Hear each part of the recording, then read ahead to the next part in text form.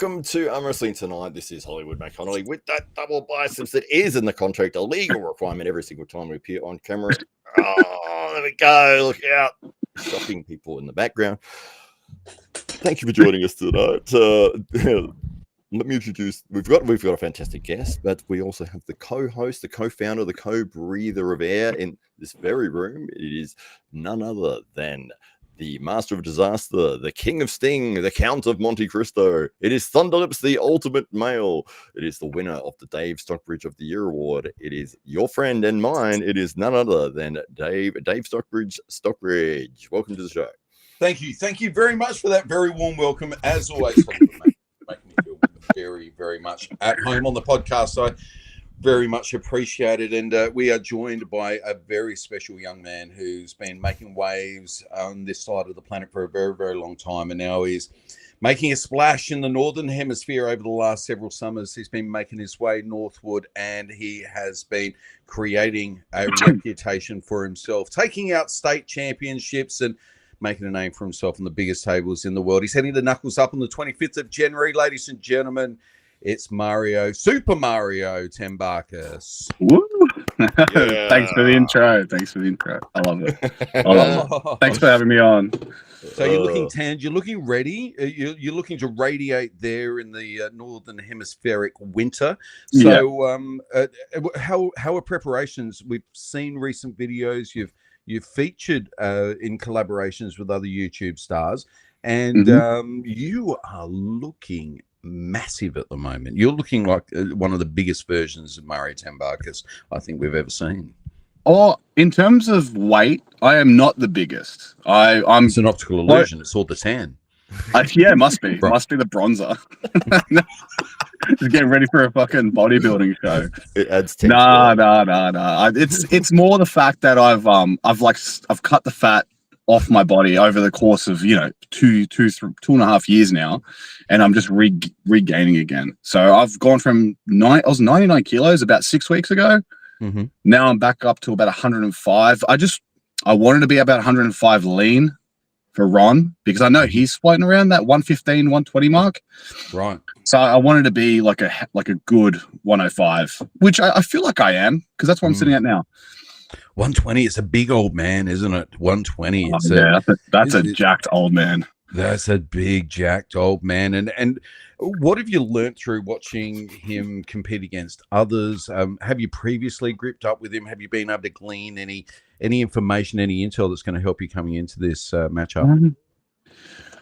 The main thing is, like, gripping up with him in 2018 when he was here in Australia that was me 2 years in with I'd say like an inexperience and not even close to strength wise as what I am now. So I wouldn't even take that into account. However, like, watching him and his journey from then till now, I'd say he's strong everywhere. So I need to be stronger everywhere as well. So that was my preparation was very simple. Was just get big and strong. Yeah. And and you know what? I'd say it as well perfects my move. How does it feel now seeing your name up against Ron Barth's on cards on the other side of the world? Yeah, I still don't believe it's real. You're getting used to it? I'm going to hop in that plane. It's like, what are you doing here? You don't have a match. Like, what? Are you serious? It's what's the word for it? It's I just can't believe it. I can't believe it's happening. Surreal. That's the one. Yeah, it's surreal. How much traveling are you doing now? And I don't think people appreciate how hard it is for Australians on the other side of the planet to You're absolutely right, Dave. You're absolutely right. No one understands. Nobody understands how fucking bad it is for us to travel anywhere. So it's first of all, it's from Sydney to I'm doing Sydney to LA, thank God, because usually it was Sydney to Vancouver, I believe. So that's cut off an extra 2 hours of flight time, or an hour and a half for flight time. So it's going to be here to LA, which is 13 hours straight on the plane, and then a minimum 3 hour layover, and then head over to Newark. So I think that's 5 hours or 6.5 hours from West Coast to East Coast. How far ahead of the event are you traveling? When do you head off for this event that's happening on the 25th? And so I'm leaving on Wednesday the 22nd, and I arrive on Wednesday the 22nd because we gain a day, which is nice. Okay. Yeah, good. I arrive late afternoon. Yeah, but for me, like acclimation, it should take a bit longer. I think it takes around 10 days normally, so it's like I can't go for that long. So I fly on Wednesday. You're going from an Australian summer. I would imagine it's been in the 30s. It's hot, and and you're going to a New York winter essentially. Yeah, that's gonna be fun. That should be all right. Look, I don't have any dramas with temperature. I don't really care. Like, I'll just deal with it. But it'll be weird. Is there a compounding effect between the travel and the change in climate and having to make those adjustments, or does it not feel like you've got enough time to make the adjustments you're just in? It's like walking into a cold or a warm room, and then you're straight out again. How does it feel now? I think on the third day I'll start feeling it, as in like there's like a form of fatigue, a travel fatigue that comes about, and you sort of feel that on the later days. Like midway through your acclimation. That's how I feel about it, and that's what I've noticed so far. Like, say you arrive at 100%, or like you left at 100%, what you feel a couple of days later, so say when you're competing, is about 90 to 95%. Like, you do feel there's something holding you back a little bit, and it's like it could be the excess water weight from being on the plane for so long as well. Like, I hold the water weight for a long period of time. The best example of that is when Ryan and me took a photo on our last leg of the journey going into our last Knuckles Up event.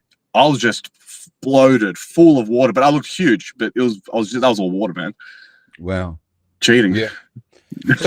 So traveling doesn't affect you quite as badly as it might others. Not as bad. Like, it's all about just fucking bucking up and just dealing with it, right? Yeah. Like, people. Americans mainly complain about travel all the fucking time. Just like to fucking deal with it. And have you spending any other time over there? Are you checking out any other tournaments, or you're just in and out for this one? I'm in and out. I've got too much work happening with the business, so I'd love to stay. I'd love to stay another week and maybe help out the Knuckles Up guys and see the new facility. Even maybe depending on how the match goes, do a little seminar on how I train and what I do. Yeah, because I know there's a few people that are interested, so it might get some traction. You know. Yeah. I would have loved to do that, but maybe another time. Well, I think if people knew that you were there and that you were doing a seminar, it's like there'd be enough fans. I think, especially in that area, New York, New Jersey, that you definitely get a crowd. I hope so. Yeah, I hope so. We've got Josh Barker, who says that he pins Mario heaps at training, and yeah, he's got a wicked press. Everyone knows it. It's insane. And Elbow Down says, great performances by Mario this past year, onward and upward. That's it. Yeah. Right. And as you think about 2025, how does that look for you? You're obviously in great form now and looking forward to your next matchup, and you shouldn't look too far beyond that. But what does your calendar look like now? So far, I've locked in Arizona State on June 7th. That's already locked in. I'm hoping to do Washington State as well at the end of the year, but that's still, that's it. We have 12 months till then, so we'll see. We'll see. And obviously, all the Australian tournaments, I'll be helping out, refereeing, and doing all that sort of stuff.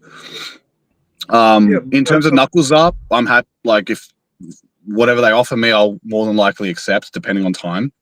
So, and depending what's happening. But other than that, yeah, those are the only two events I've got locked in. Fantastic. The Knuckles Up next week and Arizona State. And have you been doing anything different in your training and preparation for your match with Ron Barth? No, I've just stayed on the same sort of regime, with apart from some accessory lifts and adding a lot more legs to gain some weight. It's the same as like the training I did for Plamen. It really is. It really is. There's not much difference, with the exception of changing up some handles, like a week A and a week B type. So I'll have a different handle each week. Yeah, that's about it. Nothing special. And now, as you're floating around the elite of the world, who are you eyeballing? Who are you thinking would be a good matchup either now or a good aspirational matchup, something that you're hoping to build up to in the future? That's something I'd like to answer after this match. Okay. Because it really all depends on. Do I feel a call out coming on? Sorry? Do I feel a call out coming on? Oh, there's a few. Ooh. There's a few, but I really like to save it depending on the result of the match. I think it'd be pretty cool. Yeah. But I'm pretty confident. You'll hear some names next week. Well, and it is the interesting thing, isn't it? You know, the opportunities that taking on a big name can create if you happen to be victorious, or maybe even if you just compete in an admirable fashion, and if it's a good match, gain some extra fans, and people want to see. Essentially, what you want at the end of every match is people wanting to know more about you, Mario Tambakis. You know, what's on the other side for you, and to be following your journey moving forward. Because one of the really cool things about our sport at the moment is that you get the chance, a young up and coming athlete like yourself, who's got his best years still ahead of him, gets those opportunities to still compete with the legends like Ron Barth and to share the stage whilst they're, you know, not too far away from their prime. I mean, you know, 120 kilo Ron Barth has got to be physically not that far away from his prime, surely. No, and look, he said some interesting things to Ryan about age and prime and strength and how he feels nowadays compared to, you know, 10 years ago, 20 years ago. And he reckons he's in his prime regard, like in terms of strength, right? Like he said something along those lines to Ryan, and Ryan repeats it quite a bit. And look, and if it's anything that's like, I believe it's true. I mean, look at his match with Zurab Tavaridze. It's one of the best matches of all time. And like, I'm hoping that's how the match looks. I want it to be a fucking shit show, like an absolute death match. That's what I want. I really, really want that. So that's what I'm training for, you know. That's amazing. It's amazing that you're so hyped for your own match. Like you actually see it for what it is. Like it's a historical moment. It's a stepping stone for you. If you walk away with the victory, it's part of Ron Barth's legacy. If he happens to make his way over this hurdle that's before him. And for both athletes, there's a lot at stake. I mean, your trajectory as a young athlete who's able to sell pay-per-views and garner attention, it really comes down to your ability to take out some of these big names in the sport. Yeah, I'm not the most enthusiastic guy. I don't have a crazy YouTube channel or an Instagram. I don't do some. Yeah. I'm not exactly charismatic either. However, I'm more about results and how those results happen. Like, so that's, I guess, I feel like to me, that's the best way to get a following, essentially. So that's what I'm hoping I'm doing right now, you know? And I think that's what's happening, to be fair.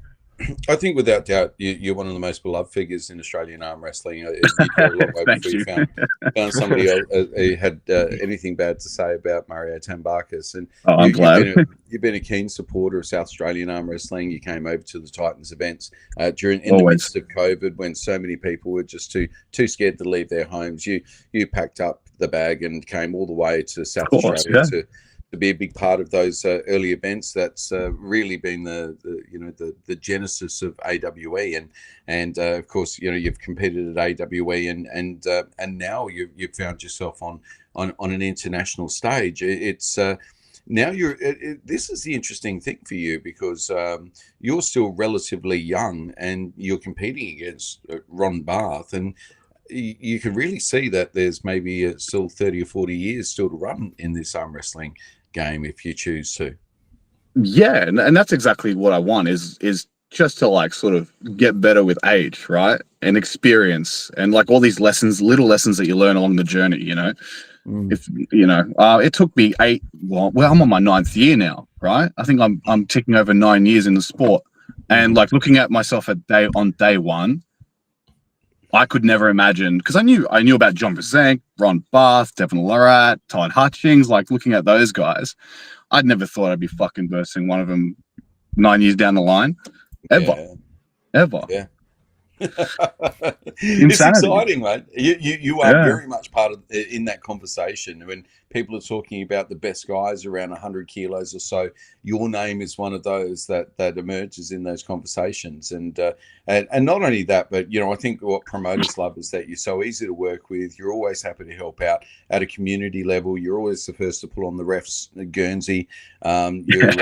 You're there to share your experience with the younger athletes as they come through, and as they start to get to that level, you're always happy to give them a leg up and advice as to how they can get to your level. And I know you've been mentoring with Lachlan Carpenter, for instance, and guiding Lachlan along on his journey, and Lachlan goes from strength to strength and just looks bigger and stronger every time you see him. And so it's an amazing contribution that you've made to the sport of arm wrestling in the time of your involvement over the last 9 years. I appreciate that. Like that's my goal is if I can leave a really good impression on Australian arm wrestling, then we can get more guys on the fucking international stage. Like that's what I want to see. I want to see like a sea of blue. That'd be awesome. And who are you gripping up with in Australia that's in your mind maybe an athlete of the future, or somebody that we should be watching out for on the international stage in the next 2 or 3 years? Yeah, I'd say Lachlan Carpenter. If anybody, like he's obviously my training partner, and we're always neck and neck. Like besides some injuries here and there, if we're both like healthy, he's right on my ass. And I think now that he's dropping the weight, which I think is a fucking fantastic decision, at 115, give him a couple more years, sets himself up in that 115 class. It's going to be insane. He's definitely going to be at world level.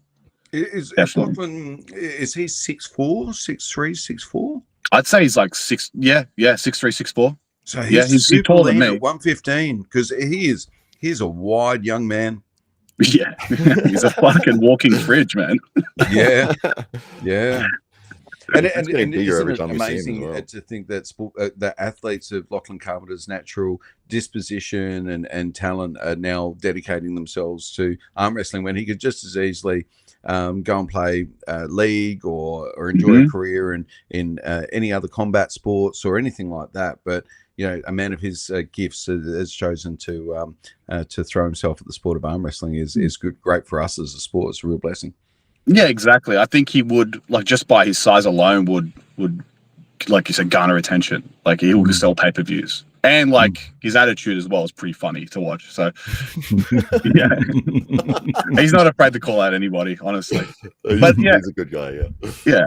He's one to watch out for in Australian arm wrestling, especially from Sydney. We have a bunch of like 80 kilos, like 70 kilos. Josh Barker is another example of somebody that needs to get on that stage. Like I think he's ready now. What's his name? What's this young man's name? We've never heard of this guy. Josh Barker. Oh, Josh, of course. Yes. Said Joseph Marker. Josh Barker. Right. Tell us more about this Josh Barker. Yeah, this Josh Barker. He's only got one move. It's a top roll. It's a top roll. That's a flop wrist press. Oh, no. I hear he trains legs non-stop, and that's his big problem. Just legs. It's all on the glutes, right? I'm pretty sure. Yeah. We saw your message pop up in a second. Yeah. People straight in the DMs, man. If he is watching, all I want to see from him is a photograph of his forearm next to his thigh. Yeah. Oh, thigh, even better. Yeah. Yeah. Makes it better. Well, that's exciting. So Lachlan Carpenter and Josh Barker are the big bright lights that you see coming out of Sydney. Are there any names that maybe we wouldn't have heard of that you've seen jump on the table, or that might be new to the sport that you think might have a bit of talent, or might have a bit of the young Mario Tambakis about them? You know what? So Reese Keane, the guy I did the video with. Mm-hmm. So he's only 3 weeks into the sport. That's somebody to look out for, because he reminds me of Adair. He reminds me a lot of Lachlan Adair. And like when I trained with him, he was keeping up with me on those vectors, like the vector work that we do, which is insane, right? Because it took me like fucking 6 months to get to that, like the weight he was doing. He did it day one. I'm like, this is fucked. So he's someone new. He's definitely the guy to look out for, and I think he's caught the bug, the arm wrestling bug. Cool. So it's exciting. We'll have another really good heavyweight in our club. That'd be great. That'd be great. Do you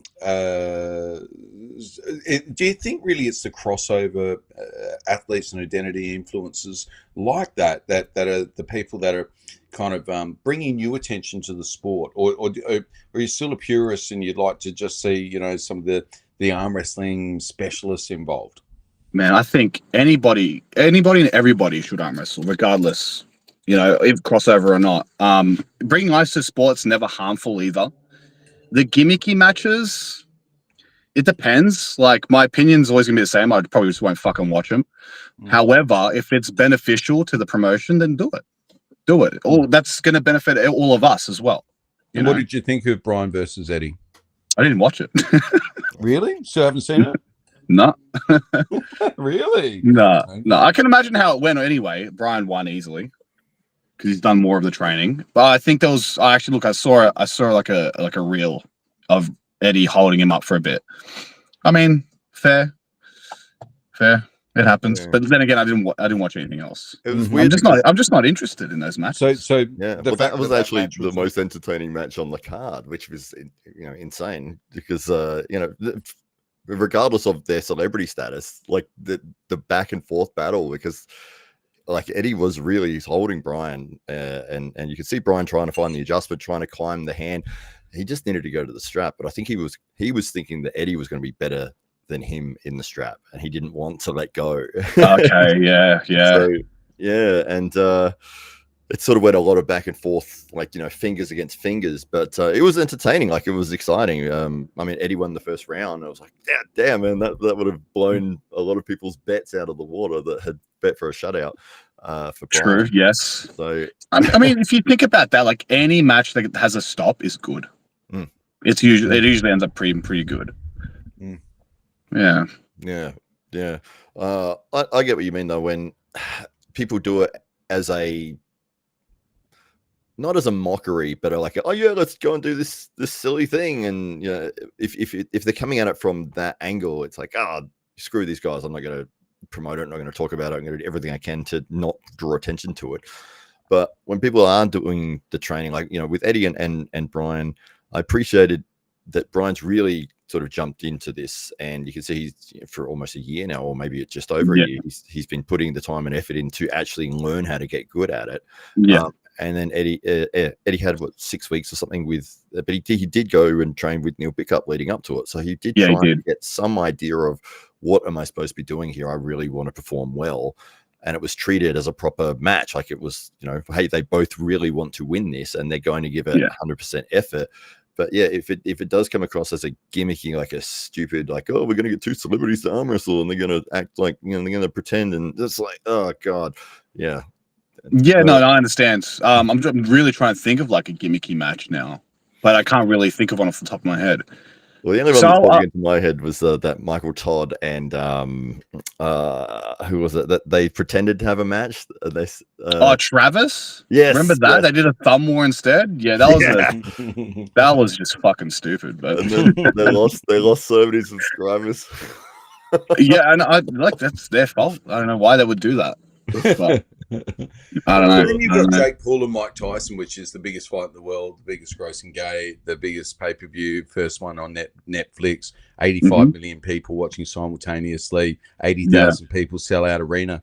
And, you know, it's, you know, it was pure entertainment at the end of the day, but there was a good undercard. And I kind of feel like that's what maybe some of these crossover athletes are really doing, and it's shining a light on the sport of arm wrestling and giving those people, like I remember the fight directly before Tyson's fight, the women's match, right? The girls, and thinking that was an outstanding fight. Fucking brutal. Yes, that was good.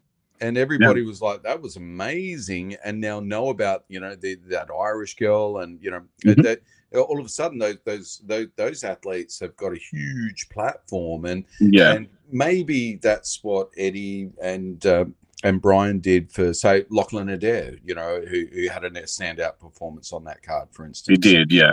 And some of those other athletes who, maybe there weren't so many Lachlan Adair fans out there now, but now they've heard his name, and they might have tuned into the event, and now they've crossed over. And once you go Lachlan Adair, you never go back. I mean, that's true. No, I mean that's the beauty of it, right? Like I was saying before, if it brings eyes and money to the promotion, do it. And then and it's good that that's happening as well. That we're getting more fans. I'm guessing. I guess if Lachlan got an extra fucking 12,000 followers, good. I think he deserves it. I want to run an idea by you before we go away. What would you say to a 1st to 50 match with somebody? Big prize money. Who's the person? Who we going? Is it first to 51? Lachlan Carpenter, Mario versus Lachlan Carpenter, first to 50. We want to take these best friends and make them the worst of enemies. What's the money like? I don't know. I don't know.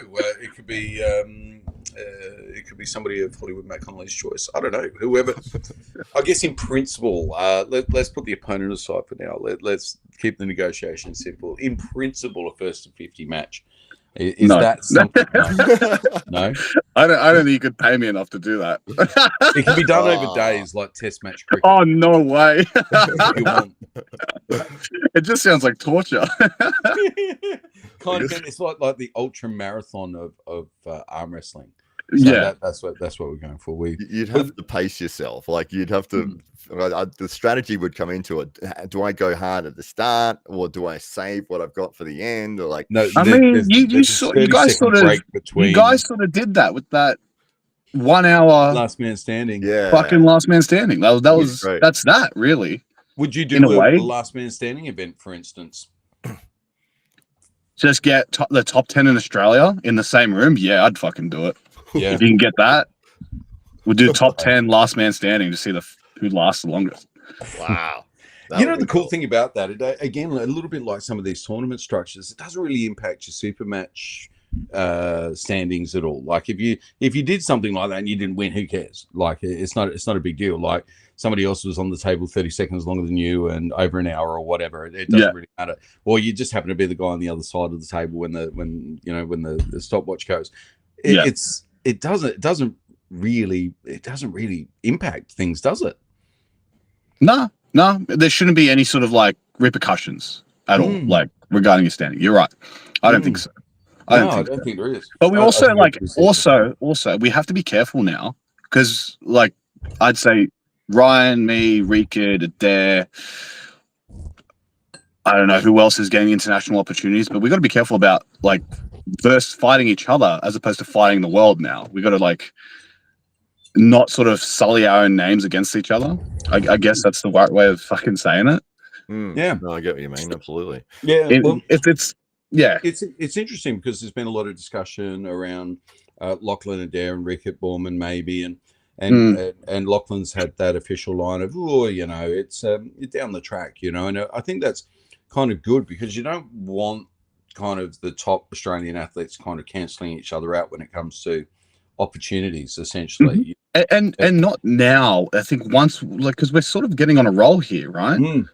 Yeah. Exactly. So, and it's too early to start versing each other. Maybe down, like I think Lachlan's right. Down the line, yeah, definitely. There's going to be, an AWE super duper fucking super match card, and we'll have all the Aussies on there. First to 50. Yeah. Best of 50, and then that guy is doing a last man standing. The last man standing. The winner, yeah. Right. Yeah. That's it. Ultra marathon. Well, Hollywood Matt Connolly, perhaps we want to go to the comments before we go away. Yeah, absolutely. Well, we've got some of the regulars that we always see, which is fantastic. This gentleman here, he may be new to the sport. I haven't heard of him before. This is Josh Barker. He says that he pins Mario. We saw that comment. And then he did ask if Mario versus Ryan Bowen would ever happen again. Yeah, me and Ryan have spoken about it. But then again, he's also cutting weight now. He's in a different weight class. If there was going to be a time that I verse him, it would be, let's say, an AWE top 10 Australia tournament, or top 12 Australia tournament. It'd be something like that, like you guys did just the other, the last two match card. The Grand Prix, which is great. It's a tournament / super match fucking style of event. It's amazing. Extravaganza, yeah. Do one of those. Spectacular. Under lights. Just do one of those, yeah. I'd do it in one of those, yeah.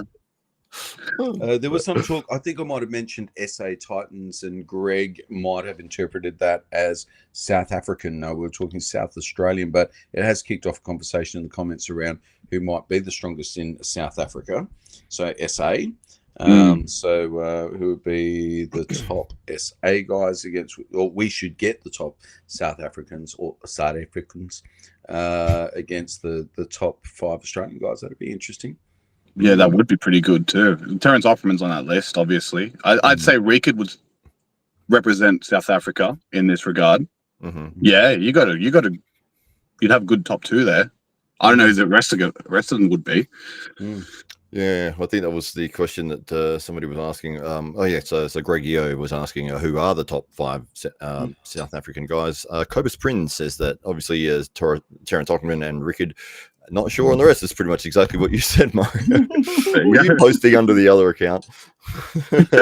Yeah. You can't see one of my hands, so I'm just like typing up.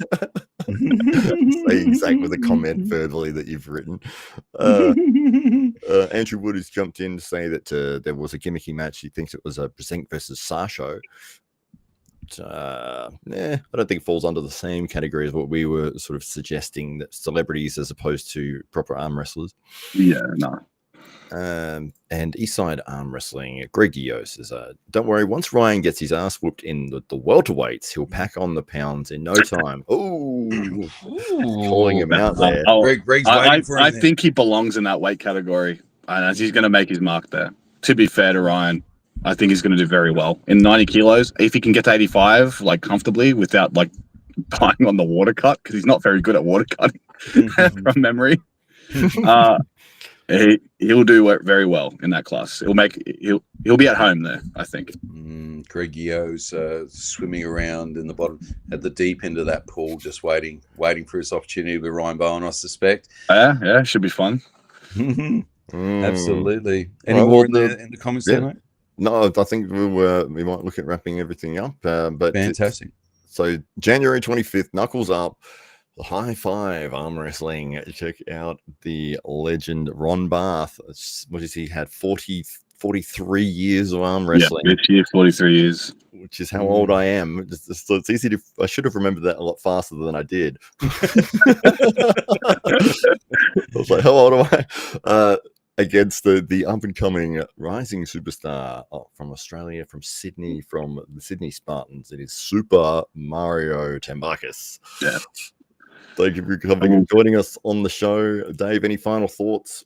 Well, naturally, just to wish Mario all the very best in his upcoming match against the legend Ron Barth, and just to let Greg Eo know that we've got Ryan Bowen's number, so he can just text us anytime, and we'll sort something out for him. So so Mario, all the very best with your match, and all the best with the travel, and of course on the table when you get over there to New York, and really leading the Australian contingent there with Ryan Bowen, and adopted Australian Rikard Foreman. Of course, as soon as anybody's good from anywhere else, we adopt them here in Australia. Otherwise, literally, yeah. Just thank you guys. Nothing. Russell Crowe.